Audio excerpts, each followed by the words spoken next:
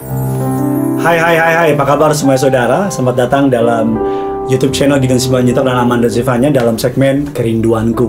Kiranya segmen ini boleh menjadi sebuah resource buat saudara dalam memulai hari. Dan kiranya renungan hari ini boleh memberkati saudara. Kita masih berada dalam sebuah The Marriage Course atau sebuah kursus tentang pernikahan. Izinkan saya kembali mengingatkan, ini bukan hanya untuk mereka yang sudah menikah, tapi bagi siapapun saudara yang sedang mempersiapkan pernikahan atau akan ke sana atau sekedar mau belajar, saya rasa nggak ada ruginya. Dan hari ini temanya kita akan membahas yang menurut saya semua orang akan diberkati dan memerlukan hal ini.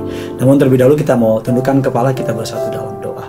Kami bersyukur untuk kebaikan-Mu, bersyukur untuk anugerah-Mu, kami bersyukur untuk kasih setia-Mu. Kami siapkan hati kami untuk diberkati oleh kebenaran firman Tuhan. Berbicaralah melalui hamba-Mu, sebab kami sangat siap untuk mendengarnya. Hanya di dalam nama Tuhan kami, Yesus Kristus, kami berdoa, berkati umat-Mu sepanjang hari ini. Apapun yang mereka kerjakan, apapun yang mereka lakukan, Tuhan yang memberkati berhasil. Dalam nama Tuhan Yesus. Amin. Setelah kita kemarin membahas mengenai seni berkomunikasi, seni menyelesaikan konflik, dan biasanya kalau salah berkomunikasi ada konflik, dan kalau nggak mengurus konflik dengan baik, biasanya ada kepahitan. Makanya hari ini kita akan membahas mengenai kuasa pengampunan. Berkata maaf dan saling mengampuni itu penting, karena kita semua pasti, besar atau kecil, akan menyakiti pasangan kita. Rasa sakit yang tidak terselesaikan akan menurunkan kepercayaan dan akan membuat keterbukaan di antara kita, dan yang pasti akan menghancurkan keintiman. Banyak reaksi terhadap rasa sakit. Reaksi yang paling common, yang paling majority, yang paling standar, yaitu pasti marah. Marah itu nggak buruk, karena kita sebagai manusia punya perasaan, dan perasaan itu diberikan oleh Tuhan dengan tujuan, mekanisme internal di hati kita menandakan bahwa ada sesuatu yang salah dan perlu diselesaikan.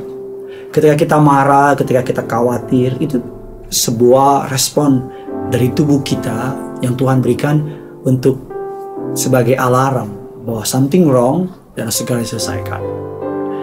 Apa yang terjadi jika rasa sakit atau kemarahan dipendam?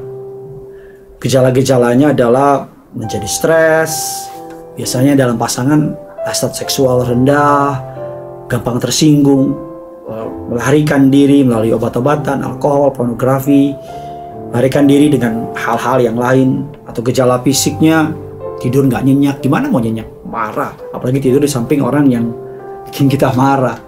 Nafsu makan berubah, kondisi medis bisa darah tinggi, rasa sakit, atau usus buntu. Gejala emosionalnya hilangnya emosi-emosi positif, kasih sukacita, membuat kita menjadi kepercayaan diri rendah, menutup diri, takut akan konfrontasi.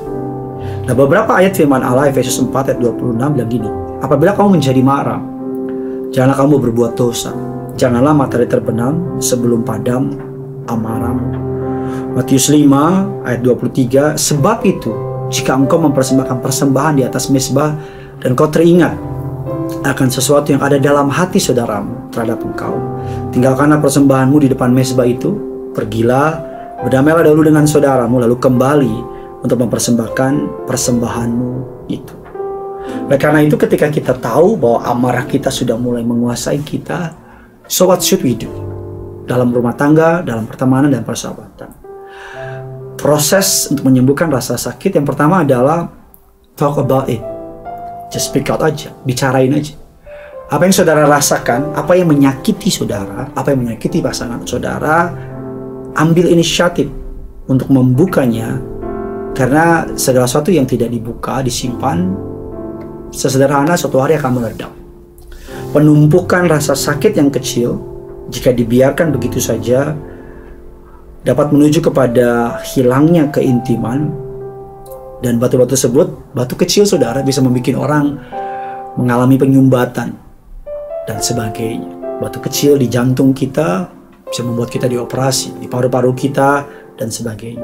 So, mulai dengan membicarakannya. Kalau saudara kecewa, bilang aku tuh kecewa sama kamu tadi. Tentunya setelah kemarin kita bahas mengenai seni berkomunikasi. Karena firman Allah bilang, Matius 18 ayat yang ke-15, apabila saudaramu berbuat dosa, tegurlah dia di bawah 4 mata. Jika ia mendengarkan nasihatmu, engkau telah mendapatinya kembali. Ayat itu jelas dengan bilang saudaramu. Artinya temanmu, pasanganmu, keluargamu. Kalau dia berbuat salah, ngomong. Jangan berharap pasanganmu bisa tahu perasaanmu. Kadang-kadang, apalagi laki-laki ya, Pak Abu. Kadang-kadang kita pikir dengan diam aja dia akan ngerti. No, nggak semua laki-laki sepeka itu. Berinisiatif untuk membicarakan rasa sakit itu. Dan yang kedua, mengambil tanggung jawab dengan mengatakan maaf. Tapi bukan saya yang salah, Pak. Dia yang mulai duluan, it's okay. Dalam sebuah rumah tangga, meminta maaf adalah sebuah kedewasaan. Meminta maaf bukan berarti kita yang salah. Tapi kita cuma pengen menjadi pribadi, istilahnya gini, gue malas ribut, gue gak mau berantem, gue mau kita damai aja. Ambil tanggung jawab, mencari-cari alasan atau menyalahkan pasangan Anda, itu gak akan menyelesaikan apa-apa. Misalnya, kita bilang sama pasangan kita, aku tuh kayak begini karena kamu, kita tuh telat karena kamu, dan sebagainya. Mencari-cari kesalahan pasangan. Meminta maaf yang seharusnya adalah bukan ya aku sakit karena kamu, tapi kayak aku menyakiti dengan mengkritik kamu, itu salahku, maafin aku. Gak usah dibawa-bawa dia lagi. Karena banyak orang meminta maaf tapi sambil nuduh orang lain salah. Banyak orang minta maaf, ya aku kritik kamu di depan anak-anak, ya kamu sih yang bikin begini. Jadi pasangan juga mendengarnya bukan sebagai sebuah permintaan maaf yang tulus, tapi sebuah hidden agenda yang meminta maaf, tapi satu sisi lain ngajak ribut lagi. Meminta maaf dengan tulus, mengakui kesalahan kita di hadapan Allah, menerima pengampunannya akan membantu kita untuk melihat bagaimana tindakan-tindakan kita telah menyakiti pasangan kita. Dan berikutnya setelah meminta maaf, ya kita ampuni. Baik saudara yang dimintai maaf atau saudara yang memberikan maaf, mengampuni itu penting. Bahkan salah satu kekuatan dari iman kekristenan adalah pengampunan. Pengampunan seperti lem yang merekatkan sebuah hubungan. Gak ada orang sempurna. Each one of us, setiap kita bilang bahkan yang paling baik dari kita pun, kalau diteropong sama teropongnya Tuhan, gak ada yang sempurna. Pengampunan adalah kuasa terhebat untuk memulihkan sebuah pernikahan. Mengampuni pertama-tama dan paling utama adalah sebuah pilihan, bukan sebuah perasaan. Karena kalau mengampuni pakai perasaan, gak bisa. Pengampunan selalu mengambil sesuatu dari diri kita. Mengambil our anger, mengambil our pride, bahkan mengambil kita punya perasaan pengen bener. Perasaan menjustifikasi bahwa kita yang benar. Pertanyaannya bukan apakah kita merasa ingin mengampuni. Pertanyaannya, apakah kita akan mengampuni? Apakah kita akan mengikuti firman Tuhan? Memang saya tahu mengampuni itu bukan berarti kita pura-pura nggak sakit. No. Banyak orang berpikir ketika mengampuni, mereka pikir udah nggak sakit lagi. No. Justru sakit.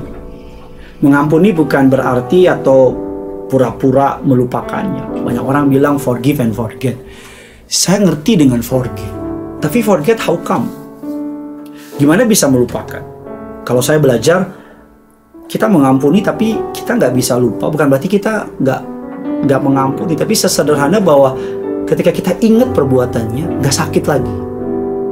Ketika ingat kelakuannya, perkataannya nggak sakit lagi. Karena yang mencengkeram itu sudah kita lepaskan. Mengampuni bukan menyangkal rasa sakit itu dan berharap hilang. Mengampuni bukan berpikir kasih kita akan secara ajaib menyembuhkan atau menyelesaikan hal apapun. No. Mengampuni sederhana bahwa kita memilih bahwa menghadapi kesalahan yang kita hadapi, memilih untuk tidak menawannya dari pasangan kita. Mengampuni adalah sebuah proses yang perlu kita lakukan setiap hari. Makanya firman Allah berkata dalam Efesus 4 ayat 31-32, segala kepahitan, kegeraman, kemarahan, pertikaian, dan fitnah hendaklah dibuang dari antara kamu. Demikian pula segala kejahatan. Tapi hendaklah kamu ramah seorang terhadap yang lain, penuh kasih mesra, saling mengampuni, sebagaimana Allah di dalam Kristus telah mengampuni kamu. Dari ayat yang kita baca kita tahu bahwa pengampunan bukan perasaan, tapi pilihan. Choose to forgive. Bagi saudara yang memiliki masalah dalam mengampuni, kami berdoa. Mengampuni dengan kekuatan manusia impossible, tapi mengampuni dengan pertolongan Roh Kudus is very possible. Mengampuni itu ilahi, membenci itu daging manusia. Makanya untuk bisa melakukan perbuatan yang ilahi itu kita butuh kuasa ilahi, yaitu Roh Kudus. So hari ini ask God. Pengampunan adalah lem perekat terbaik. Pengampunan adalah kuasa terhebat yang memulihkan rumah tangga, memulihkan persahabatan, memulihkan pertemanan. Tulis kolom komentar di bawah, sesakit apapun saudara, dan let go and let God. Lepaskan dan biarkan Tuhan yang memulihkan. Yang punya surga, crazy in love with Him. Mari sama-sama kita mau penyembahan kita di hadapan Tuhan. Haleluya.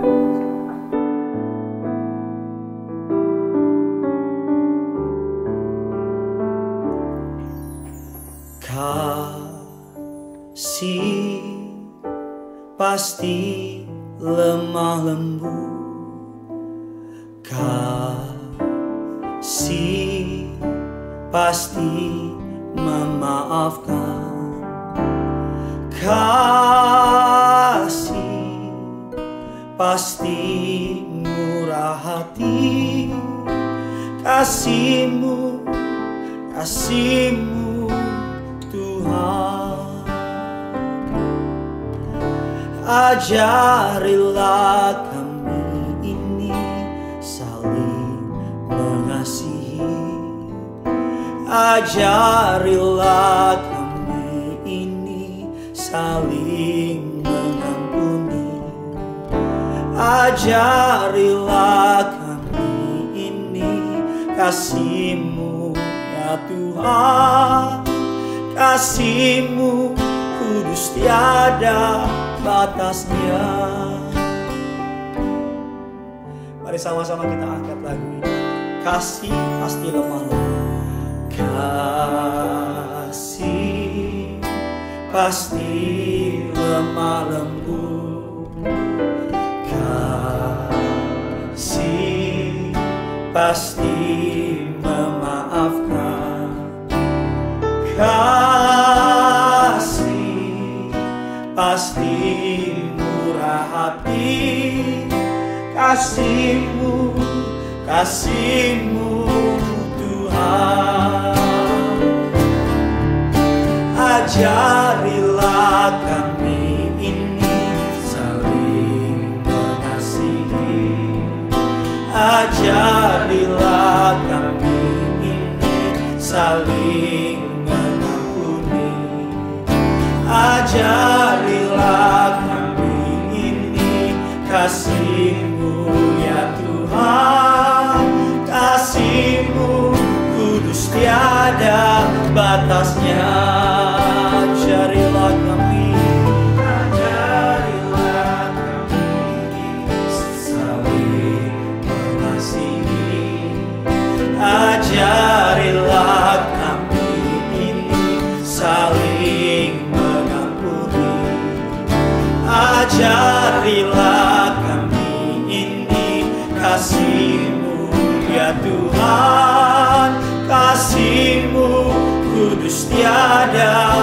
Mari sambil angkat tanganmu, angkat hatimu. Ajarilah, ajarilah kami ini, ajarilah kami,